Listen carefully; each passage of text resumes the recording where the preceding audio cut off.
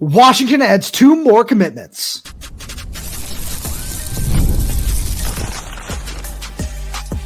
You are Locked On Huskies, your daily podcast on the Washington Huskies, part of the Locked On Podcast Network, your team every day. Welcome back in to another edition of the Locked On Huskies podcast. I'm Roman Tomashoff. That's Lars Hanson. He's site editor with Athlon Sports' Inside the Huskies and in the middle of the moving. So we really do appreciate him hopping on from his mobile podcast studio today. I'm Roman Tomashoff, site editor at UW Huskies Wire. Thank you for making this your first watch or first listen of the day, as we are part of the Locked On Podcast Network, your team every day. And today's episode is brought to you by the College Football Playoffs. The College Football Playoff is here, and you don't want to miss a moment of the action. The College Football Playoff presented by Allstate begins with 4 first-round games on December 20th and 21st on ESPN, ABC, TNT, and Max. Lars, got a really fun show coming at all the everydayers today. Just a quick reminder, as we're going to get back on our normal schedule here of the next couple days, Thursday, Friday, same normal early morning release. So, but just for all the everydayers out there, you don't want to miss a moment of what we got going on over here on Locked On Huskies. Hit that subscribe button because we got a really fun show. We're going to talk about all the visitors that Jedd Fisch hinted at, since obviously he can't say much about them. Wendell Moe to Tennessee, what's coming, next on the offensive line. But we got to talk about the 2 commits that Washington got on Tuesday. And one that I really am a huge fan of that we're going to start with is Northern Arizona safety Alex McLaughlin. Yeah, it was one of those where, again, like we professed on, I think, Monday's show, or but I'm pretty sure it was Monday's show, where it's like, no matter what you might think about, an FCS guy trying to come up, and I know I've kind of been harping on that, you just turn on the tape and go back to the Arizona game in 23. Jedd got to experience it on the other side, as I kind of cheekingly wrote on Athlon, where it was one of the 2 games where he had 10 tackles in the game as a true freshman. So from day one, this guy, he was an FCS All-American in 23 for kind of that reason, where all over the field, forced fumbles, interceptions. Yeah. It was a guy where you just look and say, you look at the production, and also at 6'2", 190, perfect size. Like, Vinny's going to, that's going to feed families. I'll just say that. So I like where you're going with that. It's because the production is a really important part of this. Almost 170 tackles, 6 interceptions, 16 PBUs. Just super productive. I think 12 tackles for loss, 7 or 8 sacks, something like that. Just I list all those stats off to just back up your point and say, yeah, the production is there, but people are immediately going to push back, right? And they're going to say, well, it's an FCS safety. Yeah, for sure. You can say what you want, but you can turn on the tape. And it's not just what he brings in terms of that production and that value at a position of need, where safety has quickly become that with, Cameron Broussard and Cameron Fabicchiolana both being out of eligibility. But on top of that, it's the way he moves. He moves so well. He's so versatile. And I think about what he can bring in this defense, and it's so interesting. No matter who's, calling plays, right? That's a conversation we're going to have at some point down the road. But I look at it and I say, if this guy wants to play down in the nickel, they can do that with him and they can blitz him because he's shown he can do that. They've shown if he's going to be, somebody who's going to defend the run as a box safety or as a strong safety, he can do that. He's shown he can do that. If he's going to play free safety over the top, he can do that as well. He can play man coverage.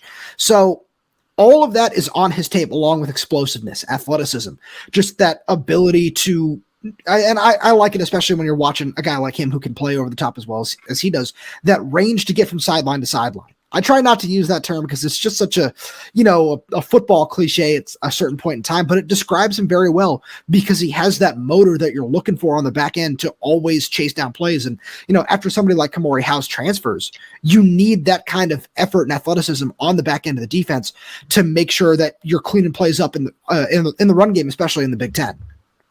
Yeah, absolutely. Yeah, this is a deep pull on 2 levels. One's not really a deep pull, but one is an absolute deep pull.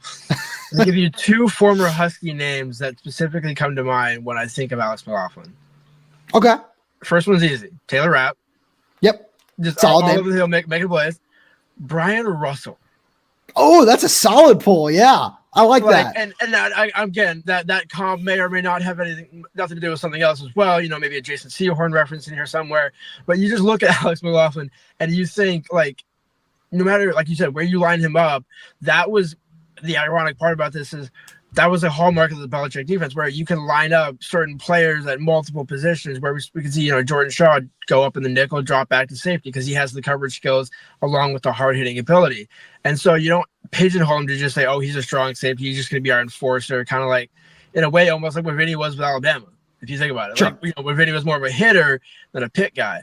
But the fact that he can do both, and again, you want to still kind of have that cautious, well, hey, he's still got to level up in competition. The Arizona did win 38-3 over Northern Arizona. So, as well, he had a great individual game. It wasn't necessarily a great team game. So, you got to kind of keep certain things in mind here. So I like where you're going with that, but that's something where, obviously the FCS thing plays a huge factor in that particular part of the argument. But that's where you look at some of these FCS guys, right? You look at Cameron Broussard, you look at Deshaun Lynch, and what they were able to bring to the field this year. And it's about some of those traits that you think are going to play very well. And that's exactly what Alex McLaughlin brings to the field. And what's so exciting about getting a player like that in the room, where it's not going to turn heads, where, people are going to say, oh, well, Oregon got the kid from Purdue that's a really productive safety, and he's really highly rated. He's played in the Big Ten. Yeah, for sure. That's going to be a solid get. But you look at a player like this, and this is just how I feel about him. I was watching his film, and I said, if this kid was at an FBS school already, I think he'd be the number one rated safety in the transfer portal in the country. Like, that's just the kind of athleticism and just overall skill set that he brings to the table. And you talk about moving Jordan Shaw back to safety and everything he's able to do there. That's just the way this defense functioned, and bringing a guy like that into this defensive scheme is really, really interesting. But Lars, we also got to move on, because he wasn't the only guy that Washington got a commit from on Tuesday. The other one was another FCS Freshman All-American. That was Utah Tech long snapper Ryan Kean. Now, this is a really interesting, just situation where Caleb Johnston enters the transfer portal, and it might have gone unnoticed to a bunch of people. But in Big Ten play, Caleb Johnston was actually the long snapper on point after tries and field goals. So this is actually pretty important. Yeah, and thus let's not forget when that kicked off. When we all noticed that, it was the Northwestern game. Yep. When Cam Warchuk, I believe, I think Cam went back out there for that second field goal attempt because the first one was blocked. I can't remember how far it was, and that's kind of the thing to remember, where the special teams was, well, is it on Grady just, not having it in the moment? Well, no, because Grady proved in 23 he could do it in the moment. Yeah. The moment is not too big for Grady Groves, maybe if he meets Shane Gillis one day, who knows? But, until that time, it's the other little details that go into it, where, you're talking about changing, punting styles. Cam Warchuk maybe he moved to field goals and extra points, and you put, because the thing about Ryan, if you think about it, he was a 2023 first team. The conference is escaping me, but All-American, like a first team All-Conference player. Yeah, not All-American, All-Conference. And so you saw the production in terms of he can handle all types of punts. So whether Washington needs to have him on punt team or both, it's a bonus. And he also has one more year beyond next season, where Cam Warchuk will be a senior next year. So you're still kind of staggering the progression to where there's a holdover, because I know they had Hunter, the kid from Maryland, as a walk-on coming in the 25. Hunter Sowald, yeah. Yeah, and so you kind of pair all those together. And it's like, well, no, Jedd said he wants to keep the walk-on program. Bring in a walk-on, or, whatever aid will be taken care of there. But again, it wasn't announced on the 28 scholarships that they had on signing day on December 4th. So you think, okay, walk on at least on some level. And so Jedd is kind of not ironically, but just keeping a man of his word. Like, that's exactly what he's been saying he's doing. Look, we're going to keep the walk-on program. We're going to find a way to progress guys through, and you're staggering the progression to where you don't just get both guys leaving at once. Now you got to go in the portal and find two. Right. Now, Lars, unfortunately, there's some bad news in the transfer portal. Wendell Moe decided to commit to Tennessee, which we'll get to right after message from our good friends over at FanDuel. Get ready to tackle the NFL action with FanDuel, America's #1 sportsbook, because right now new customers can bet $5 and get $150 in bonus bets if you win. The FanDuel Sportsbook app gives you everything you need to place live bets on the NFL all in one place. So when you get a hunch in the middle of the game, you can check out the latest stats, view live play-by-play, and so much more on the same page where you place your bets. Just visit FanDuel.com to join today. You'll get started with $150 in bonus bets if you win your first $5 bet. That's FanDuel.com. Never waste a hunch. Make every moment more with FanDuel, an official sportsbook partner of the NFL. We've also got a message from our good friends over at Prize Picks. Make your holidays bigger and brighter with Prize Picks, the best place to get real money action while watching your favorite sports. You can now win up to 1,000 times your money on Prize Picks because Prize Picks is the best place to get involved in real money sports action. You can join over 10 million members when you sign up today, and Prize Picks now offers MasterCard for quick and easy deposits into your account this sports season. Join now because this holiday season, Prize Picks is giving away 2 free picks in December, and they're giving away $30+ million in rewards during Picksmas. Think James Cook will get more than 60 yards next week? Will Joe Burrow pass for more than 1.5 touchdowns?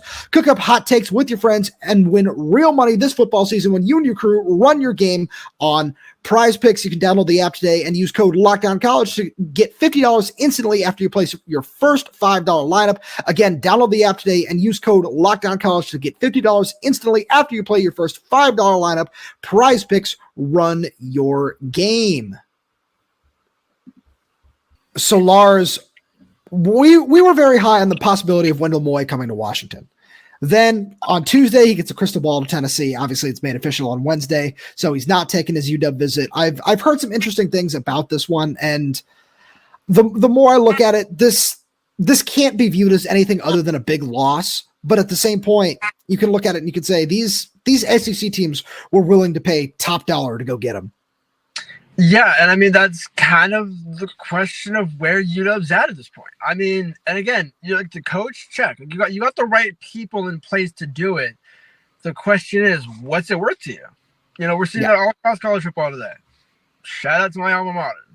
I mean, the writing was on the wall. Like, it's one of those where it's like, all right, you know what?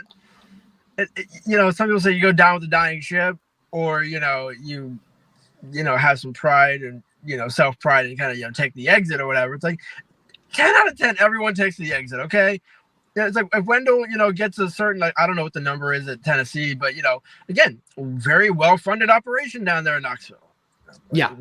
Goes without saying. And it's not to say that everything comes down to a dollar figure, but, we've seen it across college football where, hey, we got a 7-figure offer. It's like, right. But if 7 figures is $1 million, and I can get literally double that if I'm getting 3.5 or whatever the case may be. I'm not saying that's in Wendell's case. I'm just saying, just throwing numbers out where it's like, okay, I'm at 800,000 versus 2.5 or 1.8. It's like, well, that's significant. And again, yes, you can say that there should be guardrails on all this, and that's a different discussion for a different day. But this was kind of the one where, okay, Wendell stays in Arizona last season. You kind of, all right, you accept that, you get the Umberto bag, and you move on. Goes in a second time, and you think, okay, Washington loses guard Lars. Now, I believe guard has not announced his next destination yet. Not yet, no. At the time of this recording, at least. Again, things are moving quickly in the portal very quick, every single day. Not just for Washington, but across the country. And so you look at it and say, okay, well, does guard maybe reconsider? Like, if they're like, hey, because again, from a production standpoint, it's like Kaylee Tafai. Look how many visits he's taken. Like, they had good production this season, so it's not like they're like cast off players. And so you kind of wonder, where does Washington go next? I mean, there's plenty of names that we can throw out there. I mean, I remember throwing out the Northern Arizona player that just entered the portal yesterday, that Alex McLaughlin, ironically, connecting the first few segments here, retweeted, and you kind of look at his tape and it's like, oh, interesting, backup guy, could be, diamond in the rough. Brendan Carroll coaches them up, because again, you have the coaching, but at some point, the dollar figure kind of, where does UW want to fall in this whole situation? So that's a big part of it where, there are certainly going to be people saying, oh, well, Washington's cheap, Washington's this, Washington's that, in terms of just where you are in NIL. And there's a certain point where the money shouldn't matter anymore. We've heard all these things about, hey, yeah, they're willing to spend, they're willing to go big. And then for a guy who fits well in your system, who played under Brendan Carroll for multiple seasons, Brendan Carroll turned him into an all Pac-12 level player, and certainly did a good job of making the point to get him to just to develop the way that he did. A lot of that is credit to Brendan Carroll. And the thing that the reason I'm getting so flustered talking about this is I've seen a lot of things on social media where it's like, oh, well, Brendan Carroll needs to do more. Brendan Carroll needs to do more. And I feel that a level of patience is required with what we saw from the offensive line this coming season in this previous season compared to what we're going to see in 2025. Because when I looked at that, just that first season in 2021, we saw a lot of problems on Arizona's offensive line. We saw it get better in 2022 when he got, I hate using this phrase as well, but he got his guys in there. He got Jonas Savaiana in there. He got Wendell Moe, Raymond Polito, all those guys in the building and was able to work with them. And we could see a similar step forward with a little bit more from Paki Finau, Michael Watkins, some of these 2025 guys, whether it be, John Mills, Peter Lange, whoever it is you want to say. We could see more of that going forward. But right now, that doesn't matter. Because you can look at this and say, hey, this guy you had a relationship with, you had an opportunity to get in the transfer portal, you didn't. So that's a loss. Absolutely. But now you got to find a way to pivot. And, you can look in the portal for whatever you want. I know Wake Forest had a kid who really talented center who just entered the portal. Obviously, Washington doesn't really need a center with Landon Hatchett expect to take that spot. But it's this age-old debate in the NFL level as well, is you can find guards to fit a system where that's the one thing I would say where I'm not necessarily overly concerned with this. I still think it's a loss. Absolutely. But I can look at this and I can say, you can go out and you can find a guard to fit your system, a promising high upside, big athletic guy. That's absolutely out there. But at the same point, this might be a concern in a broader sense where you think about, what does this mean for some of the other guys? Jacob Manu, Tacario Davis, some of these other Arizona guys that are visiting, and maybe fans are rightfully so going to have some skepticism about that. Yeah, and it doesn't make any matters worse that there's also this gray, ominous, 72-year-old that has I don't even know how old he is, to be honest, son that currently is employed at Washington. And it's like, that too, yeah. Is he going to be here or not? Like, Jedd said on, just to, kind of tie this whole thing together here, Jedd said on Tuesday that, everything will be discussed after the season. If they need to make changes beforehand, they have the ability to do that. It's like, okay, well, yeah. Like, I'm assuming you have like the ability to just hire. You could literally call anybody and say, yeah, can you be my defensive coordinator? Sure, that's one way to look at it. But you kind of got to wonder. I'm sure the staff is communicating to it, and you can kind of hear rumblings and things like that. But at the same time, you still just optically think, okay, well, if Steve's not going to be here post January 1st, what's the plan? Is it Robert Ball's defense? Is it right. Or are you going in a totally different scheme direction? And, all of these players, we're talking about, defensive, I think you mentioned the Jason Shear tweet where it says, there were like 5-6 Arizona players on campus yesterday. Didn't include Tacario Davis, but Jedd said there was, 5 or 6 guys on campus. And it's like, oh, interesting. So there are more guys coming as we record this on Wednesday. And I know Jedd also hinted at another group coming up over the weekend, not just Arizona guys, just visitors in general. So there's a whole lot to keep an eye on there. Yeah, and so like it's all a good momentum. Like you're getting a good talent in the door, but there's still this. Okay, well, you're waiting for the other shoe to fall. You're just kind of waiting, and it's like Alex McLaughlin, a good pickup. Pepe and Thompson, the GD lineman, good pickups. Carver and getting Hatcher back, good 2 pickups. Like these are all good positive things, but there just still feels like. It's kind of like, running with one of those like heavy weighted vests on, you're like, all right, like, you're kind of feeling a little bit of pull, like not a ton, because you don't know if it's going to keep weighing you down and there's a massive hill upcoming, or if it's, oh no, it's actually cool. The hill's right over the top. We just got to, we just can't see it because it's super foggy right now.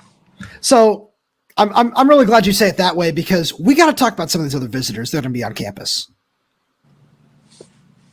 which we'll get to right after a message from the College Football Playoff. It's that time of the year. The College Football Playoff is back, and with the newly expanded 12-team format, it's guaranteed to be bigger and better than ever, bringing you all the hard-hitting and high-flying excitement that you love. TNT Sports' coverage of the College Football Playoff begins on December 21st, starting with the College Football Playoff kickoff show presented by AT&T at 11 a.m. Eastern, leading into our first matchup, the Southern Methodist University Mustangs battling the Penn State Nittany Lions at noon. Then the Clemson Tigers look to upset the Texas Longhorns in a showdown at 4 p.m. Eastern. Don't miss a moment of the action. Watch the College Football Playoff presented by Allstate live on TNT, True TV, TBS, and Max. So, Lars, there are a ton of big-time visitors that are going to be on campus over the course of the week. And we've seen a bunch of them. We talked about Jacob Manu, Genesis Smith, all the Arizona guys that came up on Tuesday. Like you just said, Jedd Fisch hinted at another group on Wednesday. He also said probably some more guys over the weekend as well. One of the guys that we know is going to be coming up over the weekend is the name that of this group I'm the most interested in, and that's former 5-star wide receiver Johntay Cook. This is a very interesting scenario where Washington clearly wants a receiver, And this is one way to do it. Yeah, but again, it's again, I say this literally and figuratively. At what cost? Like, there's a reason. Again, every kid deserves. As a true journalist, don't always believe everything you hear about a kid, right? Don't always believe, hey, he gets a bad rap, or school 3, 4, and 5 kind of validate the first two. It's like, oh, hey, wait, okay, 1-time transfer, okay, fine, 2-time transfer, all right, coach changing the attendance. I mean, guys played at Washington with 3 coaches, so like I understand it at a certain point, but at some point it's also you. Now, I'm not saying that's this case, but it just comes with at least suggested a little more baggage than say what's the Tulsa receiver? Joseph Williams, who's also coming in this weekend. And another guy where DT Sheffield, who UW offered out of North Texas, committed to Rutgers. Thank you.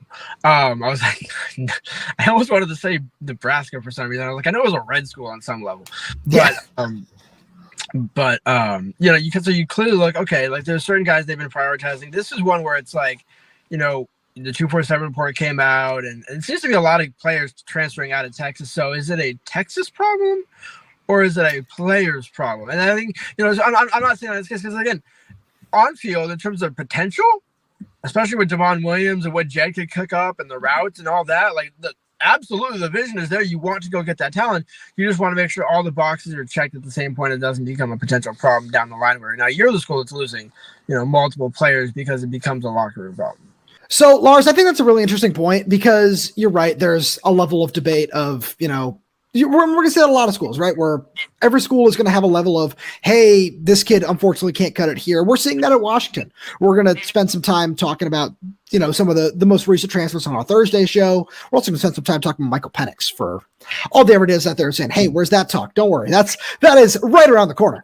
But I think when we look at all of these visitors that are coming in, one of the other reasons that he is the most intriguing to me outside of the reasons you just talk about with, there's the mutual decision to leave Texas in November. And you talk about all those other reasons that come up with, there are a lot of guys leaving there, but that's kind of what happens when you recruit really well. Not everyone's going to get on the field. That's just part of college football for better or for worse. Sometimes there are these just certain things that happen where you don't mesh well with the coaching staff, same vein for one reason or another.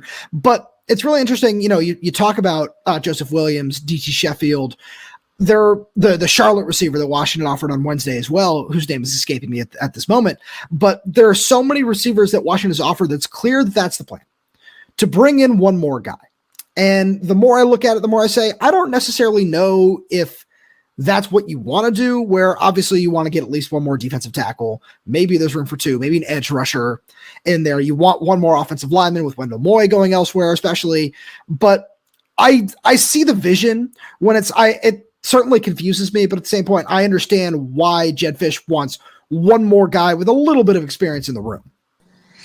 Yeah, and it's a guy with multiple years of eligibility left, but still not a true freshman, or senior. It's not on the severe end of the spectrum. It's just kind of right dead in the middle. And you look at the numbers, it's almost kind of like you're looking for Jeremy Bernard's replacement, a guy who would have had production this past season, but not necessarily either a Jeremiah Hunter coming in or a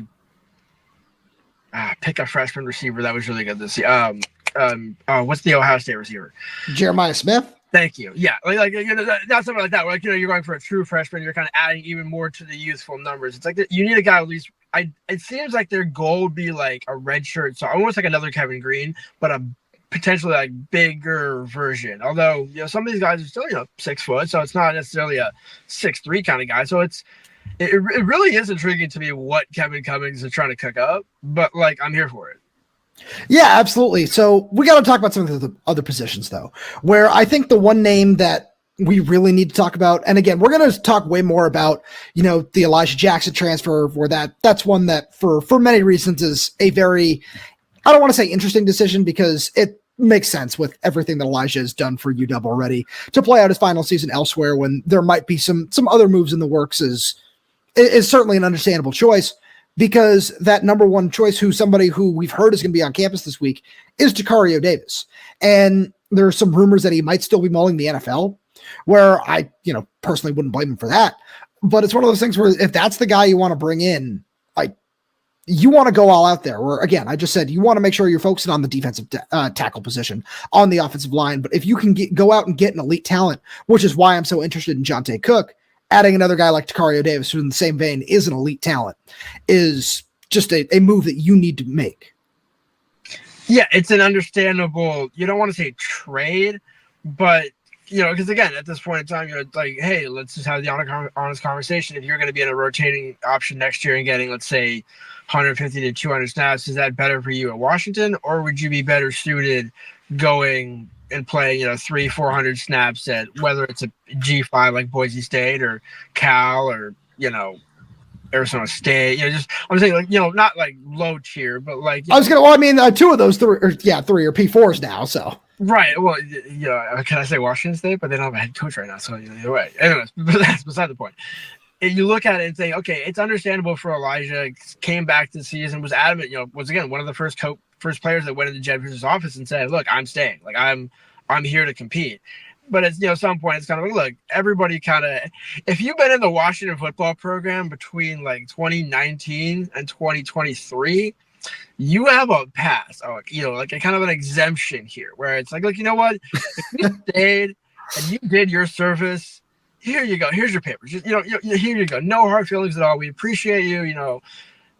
Go get what you want to get. Go get what you deserve. And you absolutely don't blame Elijah in that sense, but also then you look at Tacario and it's like, well, if you're deciding whether or not to go to the draft or stay in college, who better to ask than John Richardson? Yeah.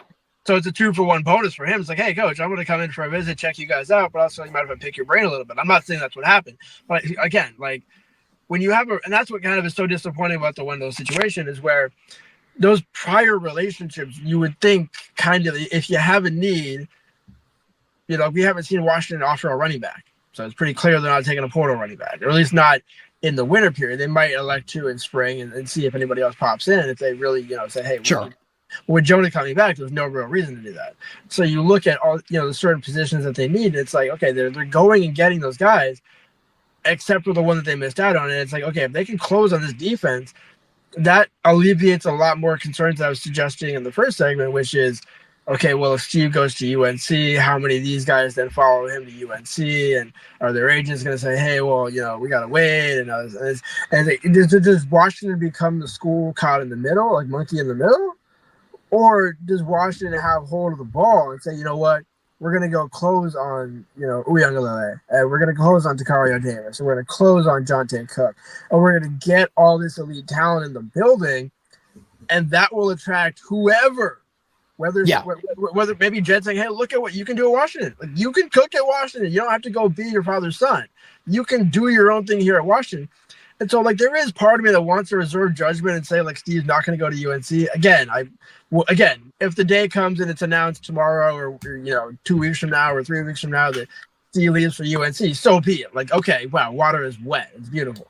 But at the same point, like, it's all, you know what? It's going to piss some people off. It's the Kalen question. Do you want to do it at Washington or you want to do it in the shadow of somebody else? Sure. And that's a fair argument to make where I'm glad you mentioned Tacario Davis because that was the last person I wanted to make sure we mentioned before we get out of here, where he's one of the players who is certainly widely expected to pick Washington at this point in time. We know he's going to be on a visit at some point over the course of the week, and just something that we've heard. And that's one of those names where he is a really interesting, versatile defensive line talent where you don't necessarily have to, still preclude him from taking a Jere Bledsoe or somebody else that you really like a defensive tackle. And you can find a way to utilize him maybe in a Voight Tanufi mold where you can have him set the edge a little bit more.